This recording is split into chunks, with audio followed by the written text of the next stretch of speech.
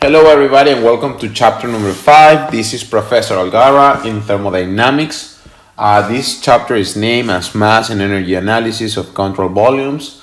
Before I tell you anything about the chapter, I just want to remind you of what we cover in chapter number 4, pretty much related with the specific heat for ideal gases. And we got to learn how to energy doesn't change when the states are identical, and we cover important things. But now in chapter number 5, we're going to start introducing into engineering devices such as diffusers, nozzles, heat exchangers, pumps, turbines, things like that. We're going to develop equations to work with each one of them, and we're going to learn how mass takes a huge role into the energy analysis of the system. So, the conservation of mass principle is one of the most fundamental principles in nature. We are familiar with this principle, and it is not difficult to understand. So pretty much, mass analysis takes place for chemical reactions, for thermodynamical analysis, for systems, for things like that. As usually, the energy is usually not always the energy is conserved. It cannot be destroyed. It only changes phases. But now we're going to study how mass carry energy into the system and how that energy is conserved throughout. A good example right here, you have 2 kilograms of H2 and then 16 of O2, and at the end you have 18 kilograms of water.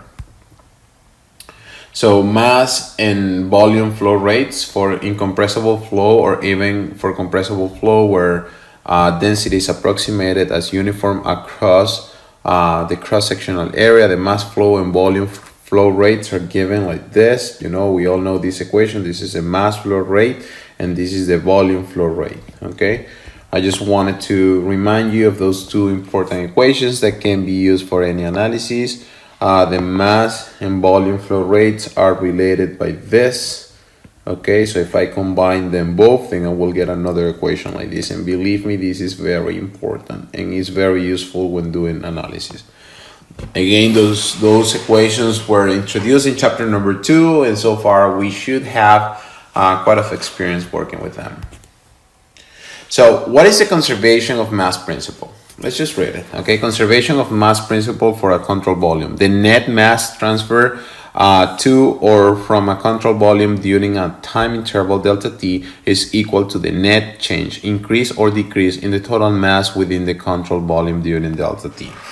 So, like I've always told you, there is a lot of different concepts and terms that needs to be read at least 2 or 3 times in order to fully understand. But if you didn't understand what I just mentioned, just take a look at this equation right here, because this is the whole thing. The whole mass entering, the control volume minus the mass leaving the control volume should be equal to the net of mass that is staying. If you think about it, about the energy analysis that we had before, just try to remember everything that comes in minus everything that comes out will be equal to the change of energy in the system. So it's the same equation, but now we're just focusing on the mass. So if you take a look at this, mass in minus mass out, it's equals to the delta of the mass. It could also be put as this, like, the final mass minus the initial mass will tell you exactly what that is, and it's the same equation. So this equation, it's equals to that one. So this one, it's equals to this one. It's just 2 different ways of putting it together. And the equation right here, I'm sorry for this symbol, but it's just mass in minus mass out. It's pretty much telling you how much the mass will change with the time, respect to the time. And this is kilograms per second. These equations are often referred to as the mass balance and are applicable to any control volume undergoing any kind of process. Okay, this is quite important, guys, and you'll see why. So if you take a look at this picture, you have 50 kilograms of water coming into my control volume.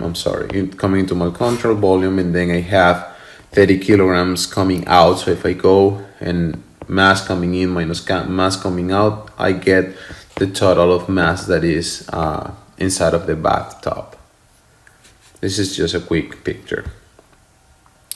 So, like I said, super simple. Everything that comes in minus everything that comes out, it's equal to the net change of mass within the control volume during delta T. So mass balance for steady flow processes. During a steady flow process, the total amount of mass contained within a control volume does not change with time. That means that the mass always remains constant. And remember, your control volume will be given by the boundaries, as you can see it on the picture. Okay, the red dotted. So the sum of all the mass coming in will be equal to the sum of mass coming out. So many engineering devices such as nozzle diffusers, turbines, compressors, and pumps, they always work through the same principle. That's why this is quite important, okay? So the mass that comes in will be equal to the mass coming out. So I have 2 kilograms per second. This is a mass flow rate coming into my control volume, and a mass flow rate 2 of 3 kilograms per second coming on this side. So what's coming out will be the sum of both of them. Okay? So, what happened now? Now we're gonna talk about the flow work and the energy of a flowing fluid. So far until now, we've been just focusing on the energy that the system will carry in terms of properties. Okay, so far that's what we've learned. So now we're gonna do the same thing, but we're going to include how mass will take a role into this new equation of energy. Unlike closed systems, control volume involve mass flow across their boundaries, and some work is required to push the mass into or out of the control volume. This work is known as the flow work or flow energy, and it is necessary to maintain a continuous flow throughout the control volume. So just take a look at this picture right here, please. Okay, so we have a force that is being applied to the piston. Okay, that's a piston. In order to push this square of water into my control volume. That square of water, it is carrying energy with it that it'll go inside of my control volume. I'm just trying to picture what's coming. Okay, so that mass or that square of water is being pushed by the imaginary piston into my control volume, and therefore I have something moving into the side, but that's not important. Why is this important? We know that force is equals to pressure area. This guy comes from pressure. It's equals to what? Force over area. So if I solve for force, then I get that force is equals to PA. Workflow, okay, or work, it's equals to force times displacement. If I take a look at the previous one, my displacement is given by L, because I'm pushing and I'm moving the square L units into my control volume. So force times displacement will be this guy right here. So now I'm going to put where force is PA, because force is equals to PA, and now I have PA times L, and L is a displacement. What happened with the area times displacement? It's just a volume, okay? So now my workflow will be equals to pressure times volume. Sorry about that again. So my workflow will be equals to pressure times the volume, and that will be in kilojoules, okay? So now that amount of water, it's carrying energy into my control volume, and I'm putting that energy thanks to the workflow, all right? So at the end, workflow or work of a flowing fluid, it's equals to PV in kilojoules. If you want to express it in terms of, per unit mass, you can say that the workflow of a flowing fluid, it's equals to P specific volume. and this guy it's in kilojoules per kilograms. All right, so far so good. Okay, simple. Just using the equation of work and putting force into that equation in order to develop, the work, the flow work, or the energy of a working fluid or of a flowing fluid. But this is the most important thing: the total energy of a flowing fluid. So in the past, we knew that that energy is carried by this. Now we're going to be introduced to something different, which is theta. And it's this guy right here. Theta will be equals to the energy that we had before that we've been studying, which is internal energy, kinetic energy, and potential energy. Internal energy, kinetic energy, and potential energy. But now we're going to add the new work or the new energy, which is the mass energy, the energy carried by the mass. Okay? And that energy, we just learned that is equals to P times B. So my new theta will be equals to the energy that we knew before, that we've been studying for so far 4 chapters, plus the energy of the mass, which is carried by the work of a flowing fluid, PB. So if I develop the equation, I know that the energy it's equals to internal energy, kinetic energy, and potential energy. And now the new one, which is PB. That will be my new equation of energy. But let me develop this a little bit more, or simplify the equation. What do we know about H? H is equals to U plus PV. You all know that from previous chapter.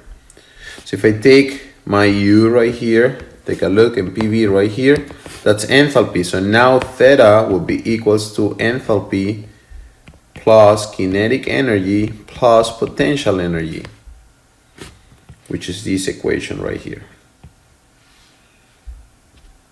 And if I want to develop this a little more, kinetic energy, it's B squared over 2, and then potential energy, it's gravity times height. Okay, so pretty simple. It's a new equation. The only thing we did, it was just to add the energy that the mass was carrying into the system. All right, moving on.